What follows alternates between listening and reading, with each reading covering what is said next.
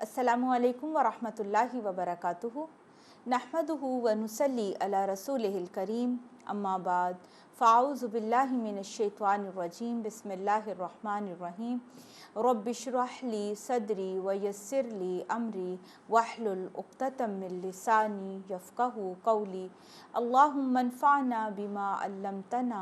या अल्लाह, हम जो इल्म हासिल करें उससे हमें फ़ायदा अता फ़रमा।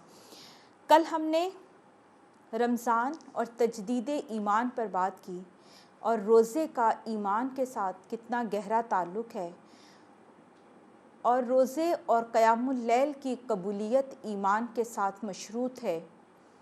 और इसके साथ हमने देखा कि ईमान घटता बढ़ता है और हमें अपने ईमान को बढ़ाना है। ईमान है क्या? नबी सल्लल्लाहु अलैहि वसल्लम ने फरमाया, अफ़दलुल अमली ईमानु बिल्लाह, अल्लाह पर ईमान लाना सबसे अफजल अमल है। सबसे बड़ा दर्जा अल्लाह सुब्हानहु व तआला पर ईमान लाने का है।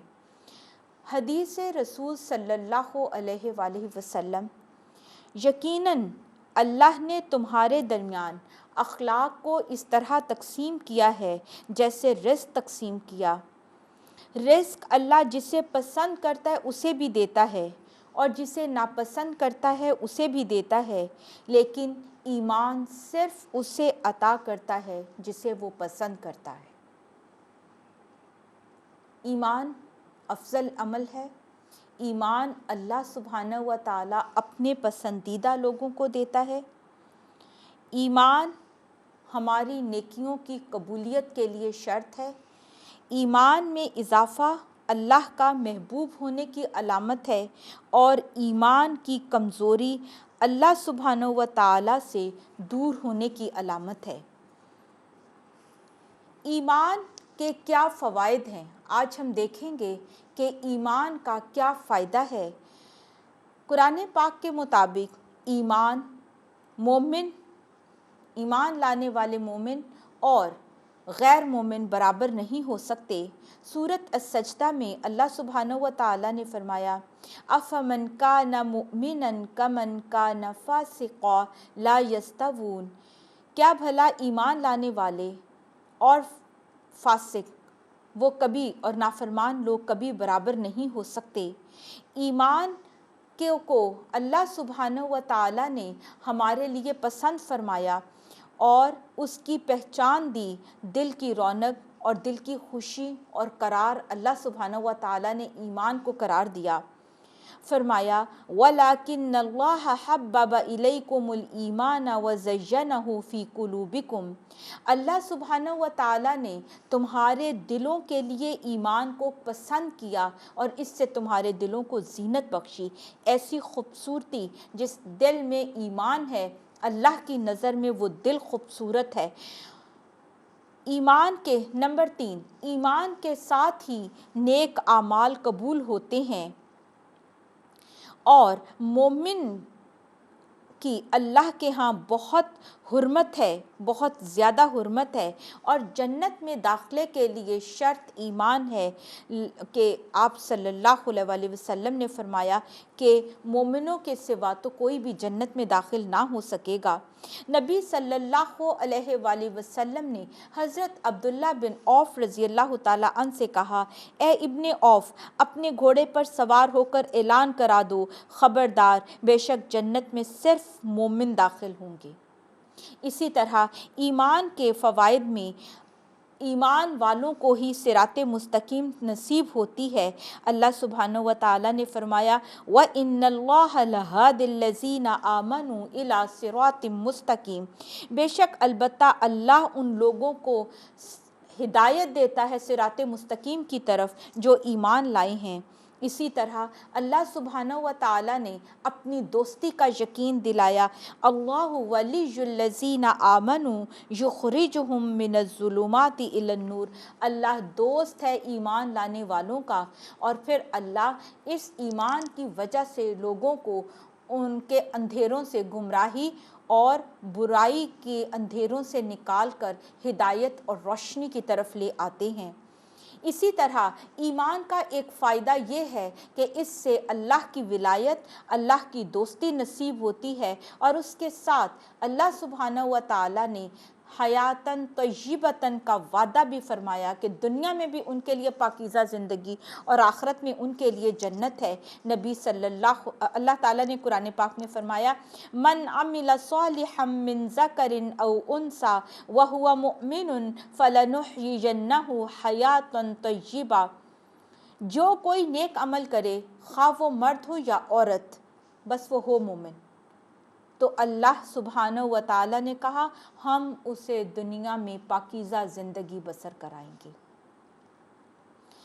اسی طرح آخرت میں اعمال کے بدلے بہترین اجر ملے گا۔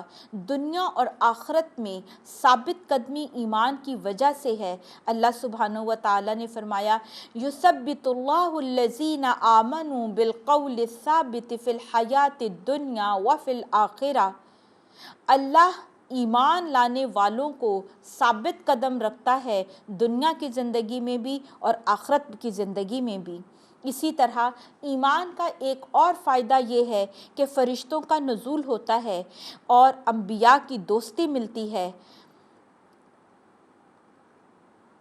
نبی صلی اللہ علیہ وسلم نے فرمایا ہر نبی کا دوسرے انبیاء میں کوئی نہ کوئی ولی ہوا ہے، اور میرے ولی اور ان میں میرے ولی میرے والد میرے رب عز و جل کے خلیل حضرت ابراہیم علیہ السلام نے ایمان کی وجہ سے نبی صلی اللہ علیہ وآلہ وسلم کو حضرت ابراہیم علیہ السلام کی دوستی نصیب ہوئی، اور پھر فرمائی ان اول الناس بابراہیم للذین اتبعوہ وہذا النبی والذین آمنوا، بے شک دنیا اور آخرت کی ساری خوشخبریاں اور ساری نعمتیں ایمان کے ساتھ ہیں۔